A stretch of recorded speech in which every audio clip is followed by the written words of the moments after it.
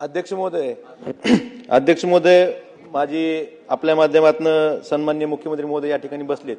एक विनंती करायची आहे की स्मार्ट मीटर ग्रामीण भागातही जुने मीटर चांगले असताना लावले गेलेले आहेत, परंतु सध्या अध्यक्ष महोदय परीक्षेचा कालावधी आहे आणि स्मार्ट मीटरच्या माध्यमातून सिस्टीम मधून डिस्कनेक्शन झालेले आहेत आणि ग्रामीण भागात आमच्या धाराशिव जिल्ह्यात जवळपास 4000 घरगुती ग्राहकांचं डिस्कनेक्शन झालेलं आहे. आणि अध्यक्ष महोदय, नोव्हेंबरमध्ये 700 रुपये बिल येतं, डिसेंबरमध्ये 800 रुपये बिल येतं आणि जानेवारीमध्ये एकदम 15-20 हजार बिलं अशी घरगुती ग्राहकांना आलेली आहेत.